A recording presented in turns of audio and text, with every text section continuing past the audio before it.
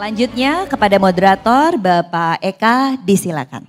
Assalamualaikum warahmatullahi wabarakatuh. Selamat pagi dan selamat datang Prof. Renald. Alhamdulillah di pagi hari ini kita bisa duduk bersama di sini untuk sekedar sharing Pak, apa yang diperlukan oleh teman-teman dari BPD. Saya langsung saja nih Prof, silakan. Bahwa collaboration ini sering banyak disalahartikan dan lebih parah lagi kita sering terjebak dalam fallacy tentang collaboration. Kalau kita katakan bahwa kita ini seolah-olah menjadi pihak yang lemah dalam kolaborasi, seperti hanya kita menjadi orang yang sangat membutuhkan kolaborasi dengan teman-teman yang lain. Prof. Renald, kami sampaikan bahwa hadirin di sini adalah anggota Dewan Komisaris dan Direksi BPD yang dalam kesehariannya dituntut untuk wajib, quote-unquote wajib, berkolaborasi dengan para pemegang saham, pemerintah daerah maupun dengan tim internal bank itu sendiri. Kami harapkan Prof nanti dapat mengupas the art of collaboration, seperti apa sih kita bisa melakukan collaboration dengan baik. Prof Renald, kita memiliki waktu 60 menit, dengan pembagian waktu 45 menit Profesor melakukan pemaparan, kemudian 15 menit nanti adalah Q&A. Ya. Jadi untuk memulai, Prof, saya ingin bertanya nih Prof, angin perubahan sungguh sangat terasa, dan ini menuntut perubahan yang sangat dinamis. Bisa dijelaskan Prof, kondisi dunia saat ini seperti apa dan mengapa kolaborasi menjadi sangat-sangat penting? Terima kasih. Baik, saya minta Anda tepuk tangan sekali lagi untuk Pak Eka. Ya, yang saya hormati Pak Dian dan juga Mbak Dian, MC-nya tadi. Ya. Saya suka confuse kalau nama Dian ini laki atau bukan begitu ya. Tadi Pak Dian bilang saya unisex katanya. Ya. Terima kasih Pak. Yang membingungkan juga nama Sri ya. Kadang muncul sebagai Sri Mulyani, kadang muncul Sri Edi ya. Ya itu juga, itu indahnya Indonesia. Baik, Pak Dian, Pak Heru, Ibu Liana, Pak Isnu dan saudara-saudara sekalian, senang berjumpa kembali dengan Anda semua. Dan kalau kita bicara kolaborasi, maka pertama kali kita mesti paham dulu konteksnya, di mana kita berada ya. Karena konteks ketika saudara menerima warisan sebagai pimpinan di BPD, itu berbeda dengan ketika saudara masuki BPD ya. Dan ditambah lagi nanti setelah saudara wariskan beda lagi tuh. Hari ini kita akan segera memasuki eranya post Jokowi ya. Dan bayangkan Pak Jokowi itu memegang 2 periode. Bagaimana Pak Jokowi itu melakukan circuitry. Jadi sesuatu yang tadinya terpisah-pisah sekarang kemudian dikasih sirkuitnya supaya jadi energi, supaya jadi value gitu ya. Dulu pembangunan itu dilakukan tanpa connectivity ya. Sekarang dibikin connectivity-nya. Makanya salah satu kekuatan Pak Jokowi itu adalah membuat infrastruktur penopangnya sehingga kemudian value-nya bisa di-create. Barangkali ke depan nanti adalah tahapnya kita balik. Tahapnya circuitry-nya ini kita tambah lagi, bukan Singtel yang membeli sahamnya Telkomsel, tetapi one day Telkomsel membeli sahamnya Singtel. Sehingga kita cari makannya ya. Kita cari makannya menggunakan perusahaan-perusahaan asing yang sudah dipercaya duluan di luar, begitu. That is part of collaboration. Kolaborasi itu nanti tingkatannya bisa lebih luas. Kenapa? Karena sekarang hidup ini sangat berisiko Bapak Ibu sekalian. Saya tadi pagi nurunkan video saya tentang Trump. 3 minggu yang lalu saya sudah turunkan, Trump ditangkap polisi. Gitu ya. Bukannya ditangkap, rupanya itu kan meme ya yang dibuat, deep fake. Ternyata kemarin Trump itu muncul di CNN, dikasih panggung sama CNN. CNN ini mulai bingung sama dengan para pengamat yang sering hajar Pak Jokowi. Sekarang mulai muji-muji Pak Jokowi. Mulai bingung mereka ya. Jadi CNN mulai bingung selama ini editorial policy-nya menyerang Donald Trump. Hari ini Donald Trump yang mau ditangkap terus, ternyata hari ini memiliki suara yang lebih tinggi dari Joe Biden. Bahkan kandidat terkuat dari Partai Republik. 71%, yang lain cuma 5%-5%. Bayangkan apa yang terjadi kalau Donald Trump terpilih sebagai presiden. Perang Rusia-Ukraine mungkin akan berhenti, akan berpindah ke Asia perangnya. Karena dari awal dia selalu ngomongnya China. Jadi dia akan menekan China. Bayangkan saudara-saudara, hyperinflation kan bisa terjadi di Asia nanti. Ya, ini hal-hal yang kita harus persiapkan. Pulau mana yang mau kita sediakan buat para pengungsi? Kalau itu nanti terjadi perang di sana. Kan gak bisa scatter begini, harus kita persiapkan dari hari ini. Misalnya, itu kan sisi yang membuat kepala saudara berkerut begitu ya. Tetapi kan juga setiap problem ada opportunity begitu. Ya. Nah opportunity-nya apa? Barangkali one day atau tidak lama lagi itu perusahaan-perusahaan di sana akan pindah dan akan invest bersama kita, akan banyak opportunity. Sekarang saja di Batam sudah banyak. Sekarang ini kalau saudara pergi ke Ungaran, itu perusahaan Korea berpindah ke sana. Karena kalau terjadi pertempuran di sana, itu Korea kena. Ya, itu berdekatan mereka. Bayangkan di Eropa, Jerman saja kena karena perang Rusia-Ukraine. Inflasi tinggi di Jerman, di Prancis, di Inggris dan lain sebagainya. Korea sudah siap di Ungaran. Belum lagi di Kendal. Ya, dan kemudian beberapa daerah lain. Kalimantan dengan munculnya ibu kota baru. Itu menjadi magnet sendiri nanti di sekitar sana. Nah saudara-saudara, itu adalah tantangan-tantangan yang kita miliki. Tapi supaya saudara punya gambaran, saya kasih konteksnya dulu mengenai the story for tomorrow. Ya, jadi kita kan melewati 3 zona waktu nih. The past, the present, and tomorrow. Gitu ya. Nah saya akan tayangkan satu video pendek. Ini adalah gambaran ya dari riset yang kami lakukan selama 4 tahun. Kami amati terus. Dan inilah the story for tomorrow sehingga saudara tidak bisa lagi menemukan satu jawaban terhadap satu peristiwa. Sekarang ini apapun jawabannya 2. Problem bagi saudara-saudara yang sekolahnya multiple choice. Ya, multiple choice itu hanya ada satu kebenaran. Ya, hari ini 2 kebenaran. Berpikirnya harus divergence, bukan lagi convergence. Ya, ada pertumbuhan penduduk yang meledak. Saat ini sudah 8 miliar. Ya, sehingga kemudian orang bicaranya mengenai apa ramalannya Thanos gitu ya di Avengers. Ya, supaya dimusnahkan penduduk separuhnya. Tetapi kemudian juga ada berita tentang penurunan jumlah penduduk. Dua-duanya sama-sama benar. Yang satu naik, yang satu turun. Karena banyak sekali kaum perempuan sekarang masuk ke dalam dunia kerja, demand for children turun. Ya, dan bahkan muncul campaign agar tidak punya anak. Ya, mungkin saudara sudah baca tuh di YouTube beberapa itu ya. Nah, saudara-saudara yang fertility rate terendah di dunia itu adanya di Asia, Korea Selatan, Jepang, Singapura. Dan jangan lupa Jakarta, Pak Firdi, itu fertility rate sudah 1,7, 1,8. 1,7 itu artinya penduduknya sudah berkurang, terutama di Jakarta Barat. Jakarta Barat 1,7. Bali sudah 1,9. Cari anak kecil yang namanya Ketut sudah nggak ketemu di Bali. Ya, jarang sekali. Surabaya itu sudah di bawah 2. Bandung sudah di bawah 2. Ya, kemudian Medan, Palembang sudah di bawah 2. Jadi jumlah penduduk akan berkurang kalau di bawah 2. Karena suami istri kan 2. Kalau punya anak di bawah 2 ya artinya penduduk berkurang kan begitu. Ya, jadi saudara-saudara kita siap-siap menghadapi konteks dan mengapa kolaborasi ini penting. Mungkin saudara bisa simpulkan dari video berikut ini ya. The Disruption and the Future of Humanity. Yuk kita saksikan bersama. Diilhami dari robohnya tembok Berlin 1989 yang mengakibatkan anak-anak muda di Jerman membuat musik yang berjudul The Wind of Change. Yuk kita saksikan bersama.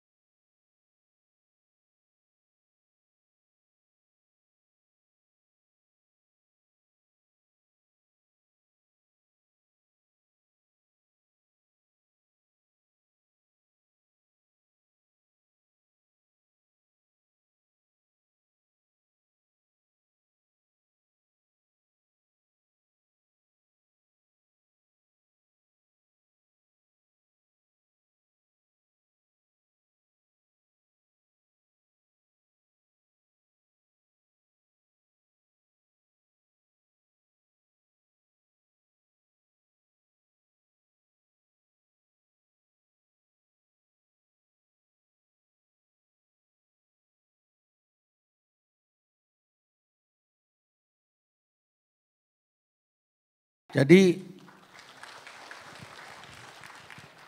saudara-saudara, driver perubahan ke depan itu adalah satu, populasi yang berhadapan-hadapan antara growth dan decline. Yang kedua, teknologi, manusia merespons dengan teknologi, lahir pangan, lahir produk kesehatan, lahir cara berpikir baru, lahir dunia buatan. Ya, maka eksplorasi ke planet Mars itu sudah dimulai, hanya saja sekarang perlu upaya panjang. Nanti dikirim pertama kali robot karena perlu terraforming dulu katanya. Ini menurut para fisikawan. Ya. Ekspedisi tahun ini banyak sekali yang berangkat ke sana dan mulai akan mengirim manusia. Selama ini masih robot. Ya. Nah, saudara-saudara, ini responsnya akan sangat besar konteksnya. Nanti kita lihat kolaborasi seperti apa. Jadi kita sekarang menghadapi situasi seperti ini, the past, the present, and the future, terpisah oleh disrupsi sehingga ada saudara-saudara sebagian bank yang masih the story of yesterday, sementara ada sebagian bank yang sudah explore ke tomorrow. Sudah explore. Apakah mereka akan meninggalkan yang masa lalu? Tidak, karena yang masa lalu masih sangat besar. Ya, masih banyak cara-cara masa lalu yang tetap diperlukan. Tetapi saudara tidak bisa eksis kalau tidak masuk dunia digital seperti tadi kata Pak Dian. Karena sekarang segala sesuatu sudah ke sana. Saya tanya sama Ibu Liana, apa saja yang sudah dilakukan? Ibu Liana BCA bilang bahwa kami sekarang sudah pakai RoboLaw. Karena nggak bisa, peraturan banyak sekali.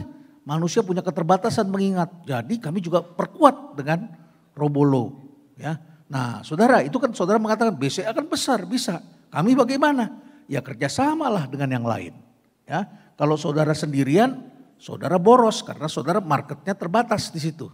Tapi kalau saudara bergandengan tangan, ya lakukan seperti itu. Singtel aja cari makan di Indonesia, ya masuk ke Telkom begitu, mereka bisa lakukan. Mengapa kita tidak bisa berkolaborasi dengan yang lain?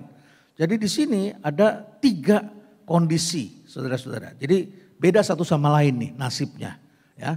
Kalau Pak Dian tadi mengatakan bahwa pimpinannya tergantung pada kepala daerah, saudara juga kesulitan. Karena layer kedua dan ketiga berpolitik menghadang saudara. Emangnya enak melakukan transformasi di BPD? Setengah mati melakukan transformasi. Pengalaman saya yang pernah membantu 1-2 dari saudara, dihadang oleh layer 2 dan layer 3-nya. Dihadang. Ya, ya kalau saudara yang pernah berasal dari bawah, pasti saudara tahulah, mungkin juga saudara bagian dari itu pada waktu itu, ya menghadang transformasi, gitu kan? Ya, nah karena itu sudah sifat manusia, menikmati sesuatu yang dia sudah kenal, dia ingin terus bertahan di situ dengan cara yang seperti itu, ya. Jadi ini part of problem yang harus kita perbaiki. Karena apa? Karena kan kita harus kontekstual dan stay relevant. Nah bayangkan ketika kita tinggalkan nanti kocar-kacir itu perusahaan seperti itu, ya. Ini ekonomi Indonesia pre-Jokowi ini ekonomi SDA silo semua, ya masing-masing sendiri sehingga boom ekonomi dari tambang, dari hasil hutan, dari minyak di zaman Pak Harto itu tidak bisa kita nikmati. Dari zaman SBY tidak bisa kita nikmati. Ya, jadi leakage-nya itu banyak sekali, keluarnya itu banyak sekali. Karena tidak ada circuitry-nya, tidak ada yang menyatukannya, tidak ada connectivity-nya. Nah di era Jokowi ini mengakibatkan inflasi Indonesia ajaib. Negara lain terganggu hyperinflation, Indonesia turun biaya logistiknya. Kenapa? Karena jalan tol, ya karena pelabuhan. Ya, jadi saudara-saudara walaupun saudara lihat di Sumatera itu belum untung jalan tol, tapi itu sudah turut membantu begitu. Turut membantu, sudah membuat orang jadi bisa bergerak. Bayangkan pemudik tahun lalu masih 11,5 juta. Tahun ini sudah 95 juta orang atau 125 juta orang yang mudik tahun ini. Ya, dan sebagian besar itu lewat jalan darat. Yang terbesar itu lewat jalan darat. Ya. Kemudian ini, post Jokowi bagaimana?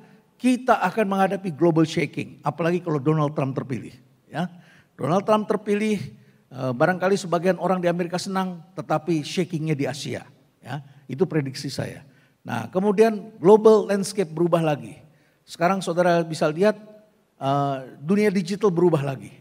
Setelah mereka kesulitan dapat pendanaan, bakar duitnya susah, maka mereka kemudian tidak bisa memberikan diskon besar, maka bertarunglah sesama sosial media, karena yang masih bisa membakar uang itu tinggal TikTok. Ya, perdagangan banyak itu adanya di TikTok hari ini. Nah kemudian apa yang terjadi hari ini? Kebanyakan tidak bisa bakar duit, maka kemudian orang melakukan perpindahan kembali. Dari tadinya membeli produk sekarang membeli jasa kembali. Orang makan kembali di restoran, makan kembali di warung-warung. Menjadi dari online balik lagi ke offline. Tetapi O2O hari ini, dua-duanya jalan. Ya, karena kalau Anda tidak eksis di online, Anda tidak dapat market di offline begitu. Jadi sekarang solusinya sudah bergeser ke sana. Nah, di era Pak Jokowi ini nanti setelah berakhir, ini harus ada cara baru bagaimana menggunakan negara-negara lain untuk ekspansi kita. Karena mereka sudah dapat branding. Kalau kita pakai Singapura tuh ya, kita join sama mereka, suruh mereka cari makan di Filipina, suruh mereka cari makan di Myanmar, di India dan sebagainya. Pakai vehicle-nya mereka. Jadi kita bukan menghadang mereka tapi kita masuk menggunakan vehicle mereka. Karena biasanya kalau Indonesia ekonominya bagus ya menikmati mereka. Sekarang gantian ya, kita gunakan mereka sebagai hub untuk mengembangkan ini. Nah, slide terakhir sebelum diserahkan ke moderator. Jadi realitas baru ini adalah highly disrupted, sangat disruptif ya. Kebenaran itu berhadapan-hadapan, bipolar. Ada dua kebenaran ya, ada anak muda yang bilang Pak Renald pengkhianat. Katanya tidak berani mengatakan bahwa thrifting itu adalah barang import yang berbahaya. Oh enggak, thrifting itu ternyata adalah sampah dari industri fast fashion. Anda gak lihat tuh kalau pergi ke Zara, setiap bulan udah ganti desainnya. Ya, Anda pergi ke Massimo Dutti, Anda pergi ke mana lagi tuh, ke Uniqlo, setiap bulan ganti, itu fast fashion setiap bulan. Siapa yang produksi? Sebagian juga produk kita, industri tekstil kita. Jadi thrifting itu bukan pakaian bekas, itu sampah dari kecepatan fashion. Jadi kalau kita hanya menyimpulkan apa kata orang, saudara celaka loh. Itu makanannya anak-anak muda hari ini. Bisnisnya mereka sekarang ini just tip, jualan online ya. Masa mau kita bantai mereka begitu? Hati-hati. Jadi ini dua-duanya benar. Bahwa pengusaha besar dilindungi, anak-anak muda juga harus dilindungi. Kalau tidak kita hancurkan ekonomi kita. Jadi memahami apa yang terjadi sangat penting. Kemudian high risk, wow shaking kan, global shaking ini. Resikonya besar, makanya harus kolaborasi. Karena banyak opportunity. Kalau sendiri resiko Anda tanggung sendiri. Tapi kalau rame-rame, kita fokus pada kekuatan kita. Kemudian apalagi ini, kemudian ini.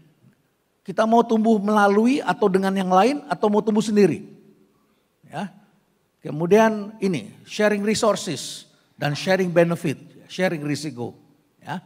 Dan yang terakhir jangan lupa kita hidup dalam situasi yang shaking, yang bergerak tanah kita. Jadi membagi risiko ini caranya adalah dengan kolaborasi. Ya. Saya kira itu dulu deh sebagai pendahuluan. Makasih. Terima kasih Prof. Sangat menarik sekali ini. Buat saya menjadi semakin shaking tadi bergetar. Kalau kita ngelihat tadi ada past, future, present, kemudian juga ada faktor lingkungan yang sangat dahsyat bagi kita. Khususnya untuk para bankir nih Prof. Apa efek yang harus diantisipasi oleh para bankir di Indonesia nih Pak? Khususnya di BPD. Terima kasih. Oke, saudara-saudara masih ingat peristiwa Lampung? Masih hangat dong sama kita kan? Ya. Kan si anak muda yang sekolah itu ya, walaupun dia agak narsis sih menurut saya, dia mengkritik jalan-jalan yang rusak di Lampung. Pertanyaan saya adalah mengapa yang kena kepala dinas kesehatan? Ya, kenapa begitu? Ya, jawabannya adalah butterfly effect. Saya balik sedikit mundur ke belakang. Waktu saudara kuliah, saudara belajar statistik adalah saudara belajarnya statistik linear. Prediksi-prediksi rata-rata tuh garis lurus begitu. Yang di luar itu saudara anggap anomali atau outlier, bersihkan. Ya, kata para ilmuwan kalau ada data yang outlier yang tiba-tiba besar di situ, bersihkan. Sekarang justru sebagai ilmuwan saya tertarik dengan outlier. Apa sih yang terjadi? Kenapa ada outlier? Saya dalami itu. Setelah saya dalami, ada insight di situ. Satu. Yang kedua, saudara, kalau kita belajar linear, maka variabel itu kita sederhanakan. Yang menyebabkan keuntungan adalah promosi. Cuman satu, emang keuntungan cuma promosi? Kan gak begitu. Variabelnya banyak. Kalau saudara masukin banyak variabel, diagramnya menjadi parabola kan. Itu kan hukum alam. Nah, sebelum tahun 1960 ini sulit. Makanya kita dulu sekolah cuma belajar kalkulus. Tahun 60 ada komputer. Ada seorang ahli cuaca masukkan 22 variabel. Gambarnya berbentuk space, 3D. Dan gambarnya hasilnya seperti ini. Dan ketika dia lihat seperti ini 22 variabel digabungkan, dia langsung bilang ini chaos. Lahirlah teori chaos. Chaos ini dia bilang ini namanya efek kupu-kupu. Lihat tuh sayapnya begitu. Jadi gerakan garisnya itu begini. Masuk dulu ke kanan, muter-muter sayap kanan, setelah itu dia geser ke sini. Muter-muter di sini, balik lagi ke sini. Nah inilah yang disebut dengan non-linear effect atau butterfly effect. Apa artinya? Dia bilang begini, kepakan sayap kupu-kupu di sungai Amazon akan menimbulkan tornado di Texas. Loh kok bisa begitu? Kupu-kupu aja, kan ada banyak kupu-kupu. Kok bisa mempengaruhi itu? Iya, sesuatu yang kita pikir tidak berhubungan. Ketika variabel-variabel semua terhubung begitu banyak, akan saling berhubungan dan akan menimbulkan dampak yang besar. Itu sebabnya ketika ibu kepala dinas yang kerudungnya tinggi itu, ya, tiba-tiba masuk dalam pusaran, dia berada di sini, kepala dinasnya lolos di sini, nah, kepala dinas PU-nya lolos di sini, tiba-tiba kena ibu kepala dinas kesehatan. Kenapa? Karena sebulan, 2 bulan, setahun sebelumnya pembicaraan publik itu yang hangat adalah soal flexing. Jadi siapapun yang masuk di situ, gerakannya lampung, muncul variabel lain flexing. Nah, yang disebut butterfly effect ini bisa menyeret siapa saja yang berada di dalam gelombang ini. Itulah yang disebut dengan butterfly effect. Jadi segala sesuatu bisa terjadi, be careful saudara-saudara, informasi satu dengan yang lain akan dihubungkan karena sekarang setiap orang sudah terhubung melalui sosial media. Dan ini akan berdampak luas kalau kita tidak siapkan. Ya, jadi lagi-lagi tuh kalau saudara nanggung sendiri sangat berisiko kan ini. Ya, kemudian value creation hari ini. Ini value creation hari ini menjadi lebih horizontal, lebih nyamping. Contoh-contohnya apa? Oh macam-macam nih. Bisa saudara lakukan antar daerah, bisa saudara lakukan antar pelaku usaha. Gak harus sama usahanya. Gak bisa hanya BPD dengan BPD aja. Barangkali antar pelaku usaha yang gak ada hubungannya begitu. Sekarang yang gak ada hubungannya bisa ada hubungannya. Ya, contoh ini yang dilakukan oleh Apple. Ya, Apple mau bikin sendiri tuh iTunes, nggak nyampe-nyampe. Mendingan dia kerjasama, ya, dengan yang lain. Dia punya iTunes, jadi terus kemudian mau dipakai di mana? Oh, ada Starbucks. Udahlah, setiap orang yang pakai Apple dikasih kesempatan pakai iTunes gratis di kedai kopi Starbucks. Apa hubungannya Starbucks minuman kedai kopi servis dengan Apple? Ini mereka kolaborasi. Ini memperbesar kue. Karena sering orang bawa Apple, lama-lama customer yang lain kemudian hype pengen juga punya Apple. Ya, akhirnya Apple kemudian menjadi besar. Ini lihat ini kolaborasi. Bang Aladin, ya, dengan apa? Dengan Alfa. Ya kan? Alfa, Minimarket. Sekarang ada berapa puluh ribu ini, 20 ribuan ini. Ya, apa 150 ribu ya Alfa itu ya. Saya punya satu di Pekalongan ya. Jadi saya bisa monitor begitu gimana perkembangannya. Jadi saya tahu awal tahun, akhir tahun bagaimana ekonomi gimana. Punya hanya untuk monitor market aja begitu ya. Nah ini mereka kerjasama nih seperti ini. Kolaborasi ini ya. Ketimbang bikin sendiri outlet mereka kerjasama. Oke. Kemudian ini saling melengkapi. Ini coba lihat nih. Nike dengan Apple. Bayangkan. Bagi kapan misalnya Nike bisa punya memberikan ini kepada customernya. Tapi dia kerja sama karena customernya itu pengen kalau jalan bisa ngukur sudah berapa langkah. Ya, pengen tahu pulse-nya berapa dan sebagainya. Kemudian ini ya Spotify dengan Uber. Kan Spotify berbayar tapi kalau naik Uber gratis. Ya, mereka kolaborasi. Kemudian contoh lain lagi adalah UNICEF ini dengan Target. Target ini retailer di Amerika ya. Kemudian Amazon dengan American Express. Nah ini di Indonesia, Bank Mandiri dengan AXA, channel. Hampir semua bank besar itu menjadi channel untuk asuransi, bank assurance. Ya. Prudential dengan Standard Chartered Bank dan beberapa bank lain. Ya, seperti itu, kolaborasi karena disitulah ada crowdnya. Zaman sekarang semua orang cari community and crowd. Makanya saya di Rumah Perubahan Buliana itu saya jadikan community hub sekarang. Jadi segala macam. Ya, kami baru saja dikasih, Pak Firdi dikasih sama Pak Heru, ya, kaset press, ngasih saya 4 ekor kuda istana Pak. Ya, saya mulainya 1 tetapi beliau tiba-tiba ngirimnya 4 ekor Pak kuda istana Cipanas Pak. Jadi saya diberi amanah untuk membentuk komunitas anak-anak kecil berkuda, mencintai binatang. Karena sekarang semakin banyak anak berkebutuhan khusus. Jadi nanti ada bonding dengan binatang segala macam. Jadi saya bikin tuh di tempat saya kayak begitu. Ya. Jadi komunitas sekolah. Saya bikin lab untuk anak-anak meneliti tentang air, bakteri dalam air. Itu community semuanya. Jadi hub begitu. Jadi rupanya sekarang community ini sangat dibutuhkan. Ya, jadi crowd itu akan menjadi market yang besar. Ya, nah value creation yang lain adalah melalui banyak aliansi daripada kerja sendiri dan menjadi lebih MO, mobilisasi dan orkestrasi. Karena konsumen Anda sudah berubah menjadi partisipan. Saya ketika membuka rumah perubahan sebagai tempatnya namanya Jakarta Escape, kami buka sebulan pertama sepi, 2 bulan pertama sepi. Saya bilang itu biasa sepi. Terus setelah ada beberapa orang datang, mereka bikin sendiri konten. Bergerak sendiri tuh. Bergerak sendiri. Lama-lama orang datang, besoknya ada yang mendonasi binatang. Ya, ada yang memberikan berang-berang, ada yang memberikan gazelle ke tempat kami. Dan kemudian melepas sejumlah satwa di tempat kami. Ya, akhirnya bergerak sendiri karena konsumen sudah berubah menjadi partisipan dan konsumen itu melakukan mobilisasi kalau ada crowd. Jadi crowd itu penting sekali ya. Dan kalau tidak terkendali jadinya kanjuruhan. Ya. Itu crowd kan? Ya, saya anggota tim independen Pak, pencari fakta gabungan. Nah, itu adalah konsumen yang datang yang udah nonton bikin konten semuanya mengundang orang lain untuk datang lagi di situ. Dan akhirnya ketika mereka tidak bisa dikendalikan dan ada petugas yang lempar gas air mata, itu trouble. Yang di dalam ditembakkan gas air mata supaya keluar, yang di luar ditembakkan gas air mata supaya ke dalam karena Persibaya harus dikeluarkan dengan barakuda. Celakanya banyak pejabat parkir mobil dekat pintu sehingga tersumbat di luar dan akhirnya gas air mata ditembakkan lagi ke dalam. Orang kejepit di ujung. Di Bandung Lautan Api itu orang kejepit karena di pintu masuk bukan pintu keluar. Karena yang di dalam ngasih tahu orang bahwa masih banyak kursi kosong.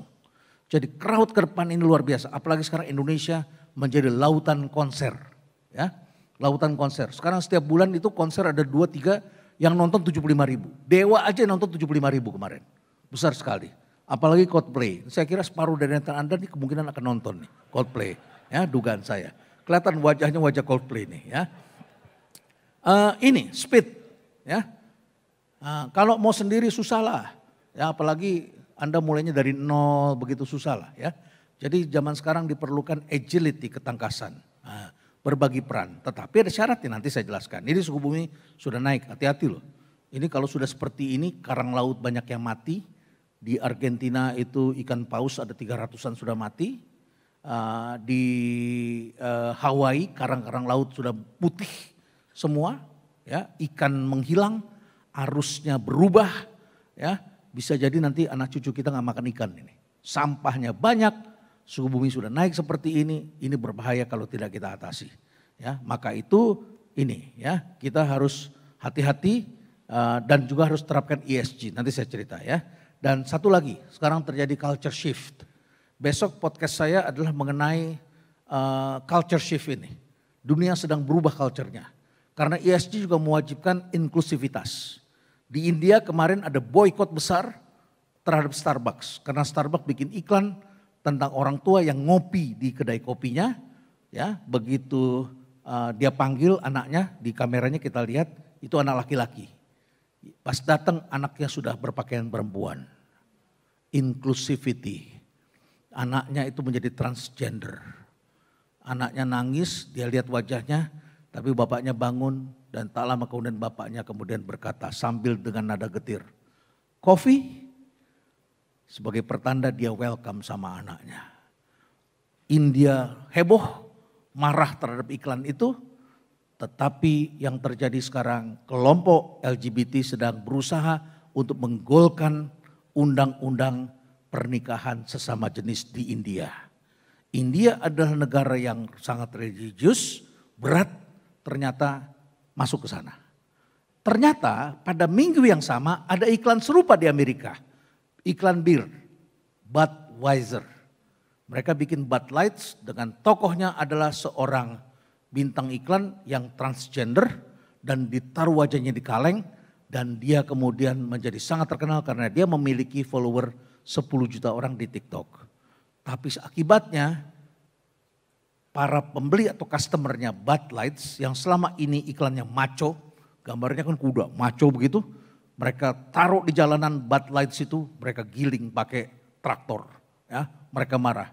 Harga sahamnya Budweiser turun akhir bulan lalu, turunnya tidak tanggung-tanggung. 7 miliar US dollar turunnya.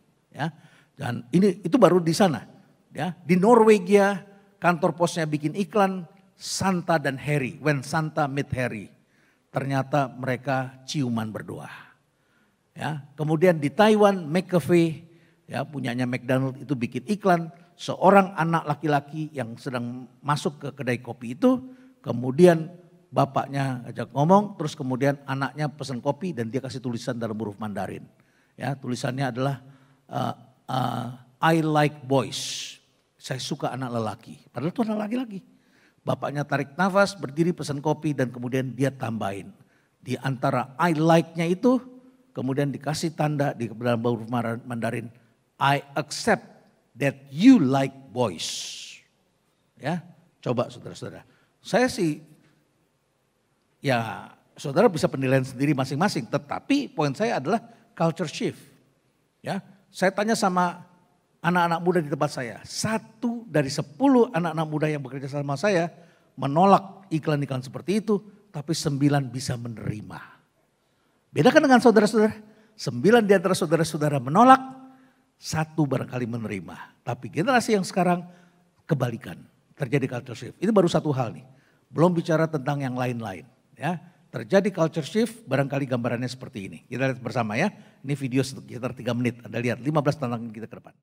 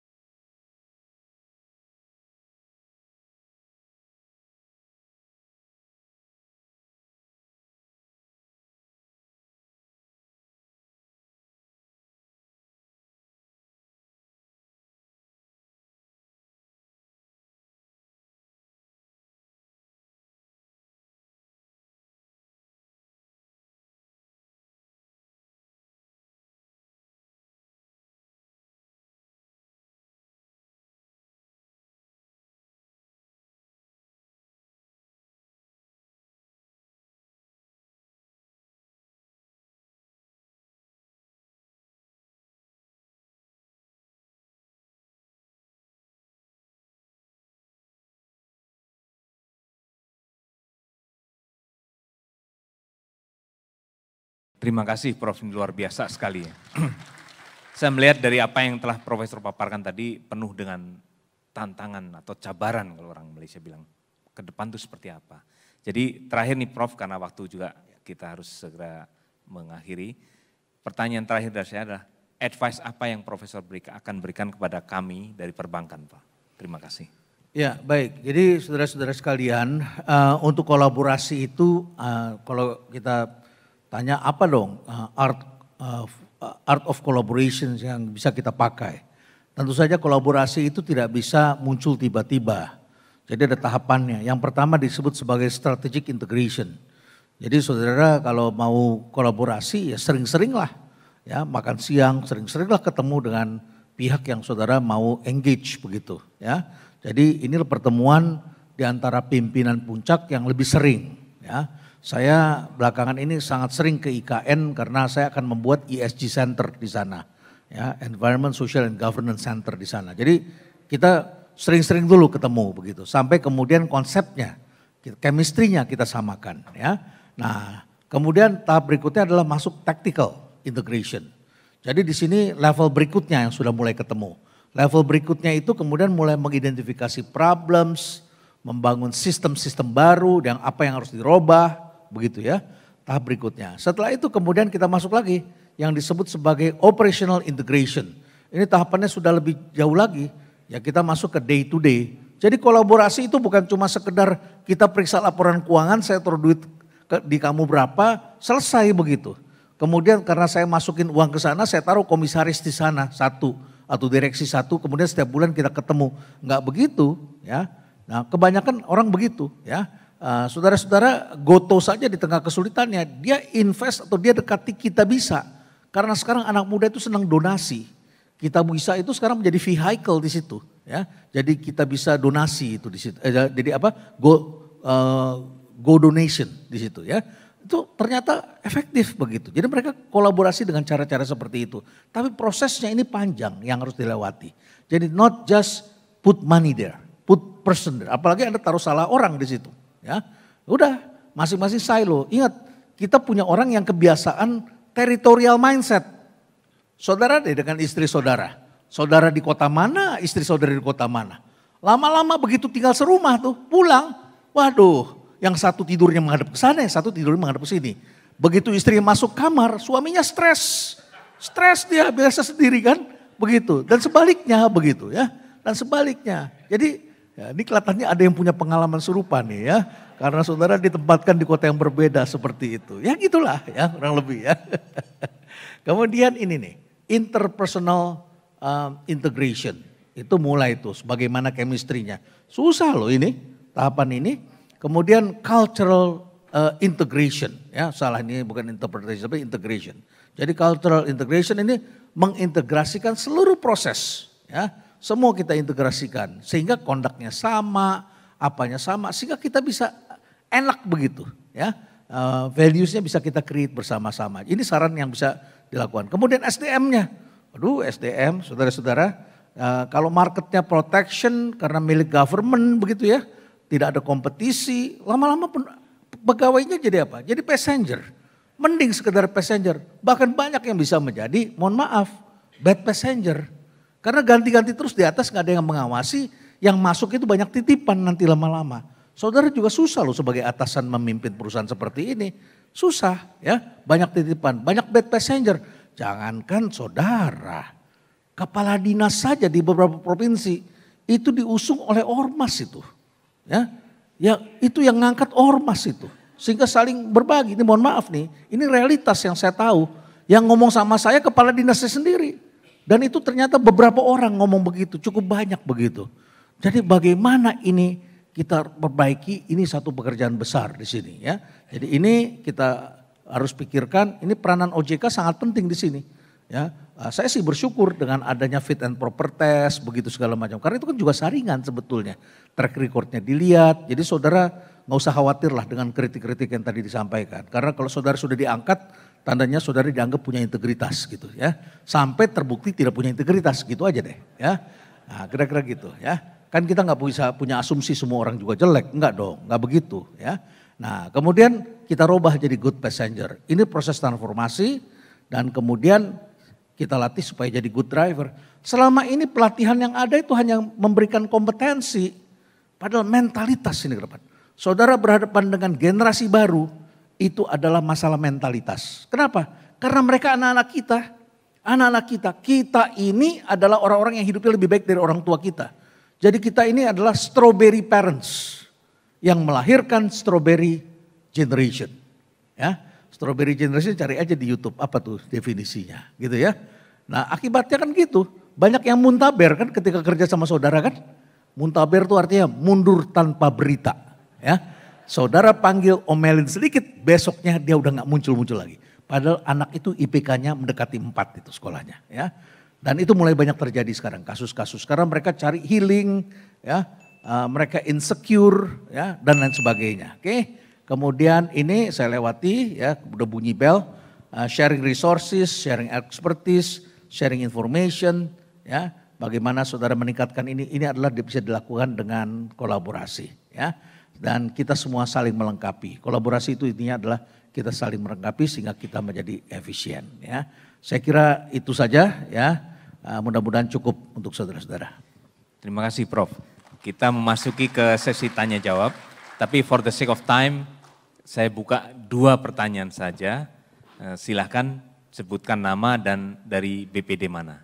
Silahkan Bapak Ibu. Ada yang mau bertanya? Dari sisi kiri? Oh silahkan Bapak. Ada mic.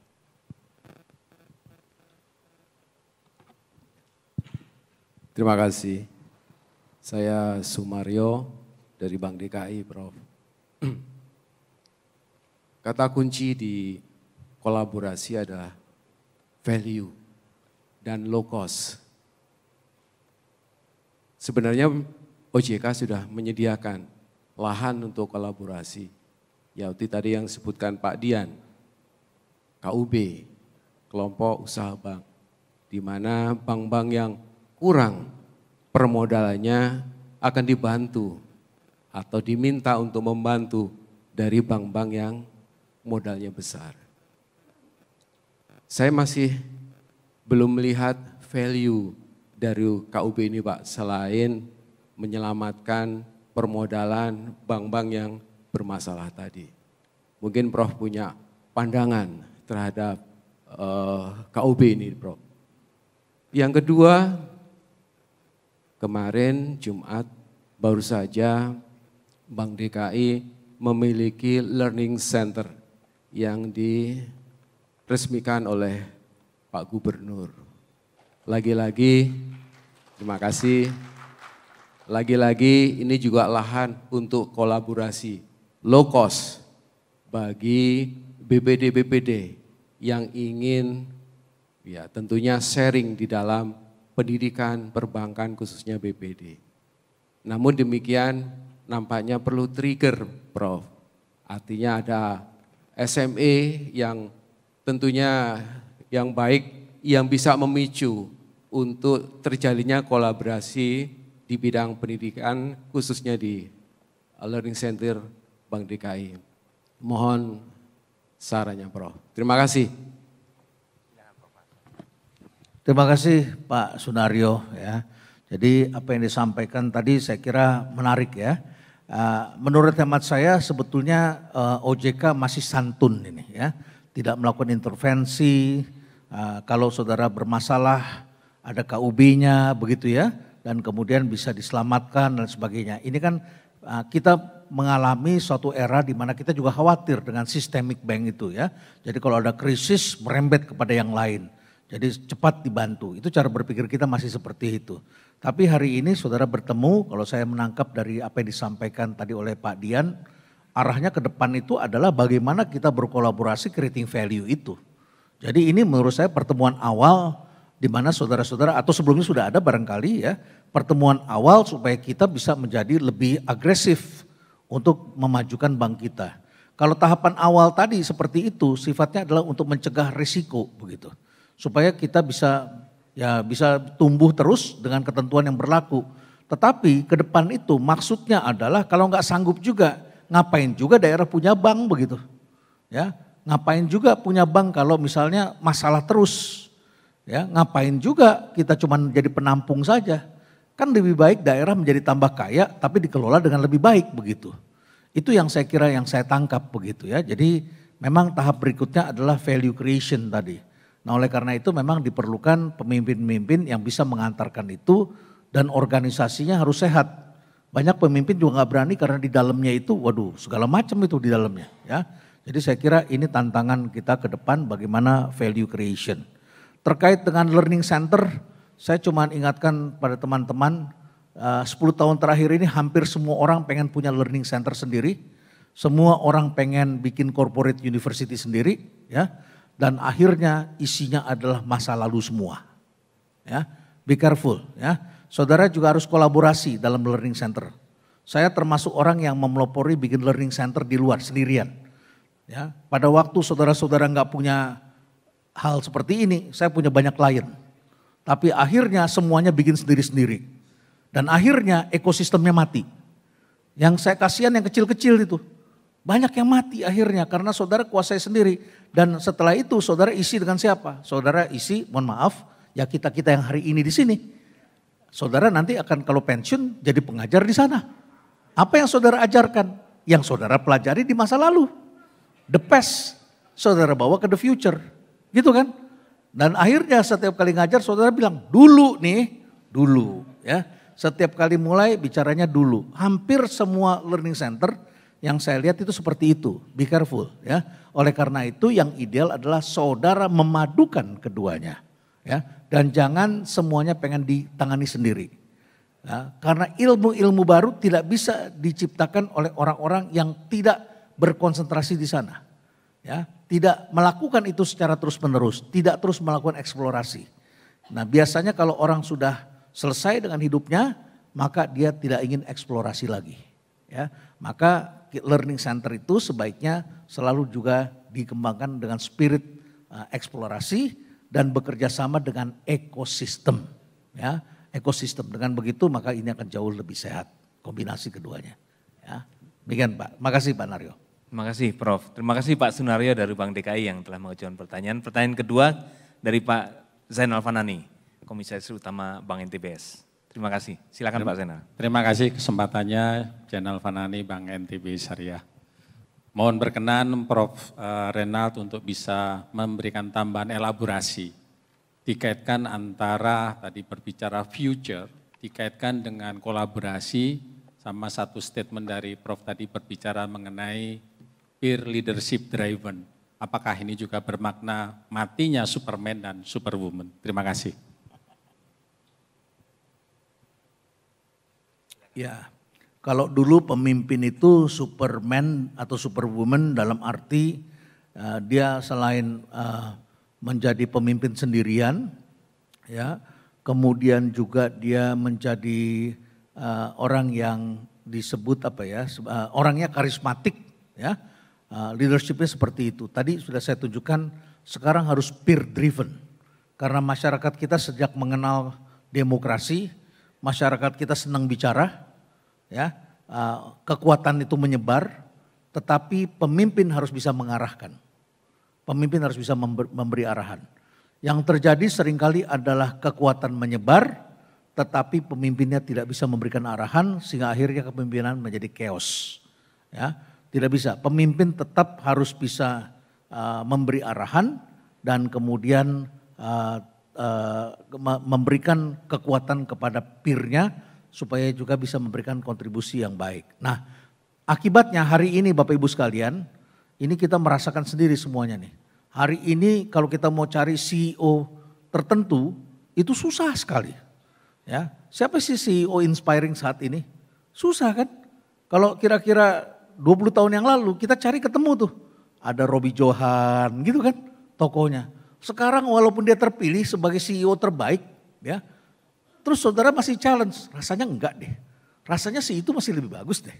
Ya, itu ada keraguan-raguan di kita begitu. Entah kenapa sekarang Pak, banyak orang yang enggak berani menonjol, tidak menonjol ya. Dan memang tidak kelihatan hari ini. Ya, Superman itu tidak kelihatan.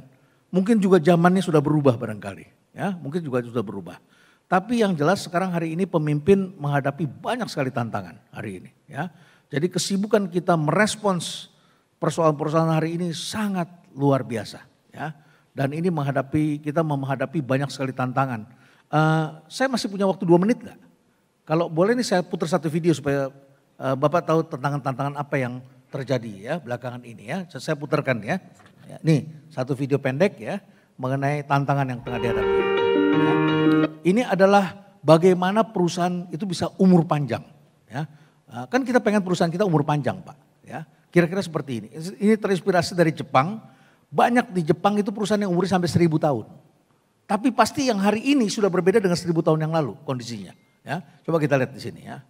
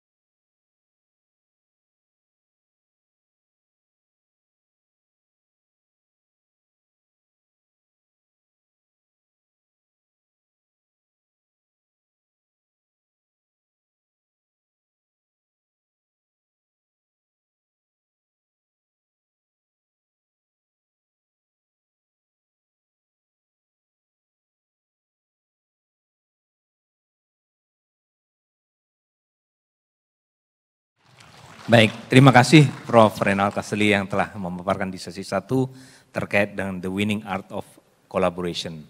Jadi kita kembalikan kepada Ibu Dian selaku MC. Silakan Bu Dian.